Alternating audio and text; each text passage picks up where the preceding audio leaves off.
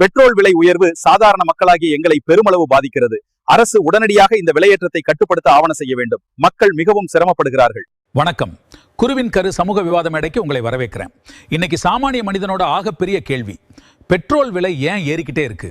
இப்போதைய அசூர விலை உயர்வுக்கு மிக முக்கியமான பின்னணி உலகையே அச்சுறுத்தி கொண்டிருக்கிற ஈரான் இஸ்ரேல் போர்ச்சூழல் தான். இந்த சர்வதேச நெருக்கடி நேரத்தில் மத்திய அரசும் தமிழக அரசும் தங்களோட வரிகளை நீக்கினாலே இந்த விலையேற்றத்தை உடனடியாக தடுக்க முடியும். அரசாங்கம் இதை செய்ய தவறினால் போக்குவரத்து செலவு அதிகமாகி அத்தியாவசிய பொருட்களோட விலை முதல் அனைத்தும் கிடுகிடுவென உயரும். இதனால சாதாரண மக்களோட வாங்கும் சக்தி ரொம்பவே குறைஞ்சு ஒட்டுமொத்த நாட்டின் பொருளாதார வளர்ச்சியே முடங்கி போகும் ஆபத்து இருக்கு.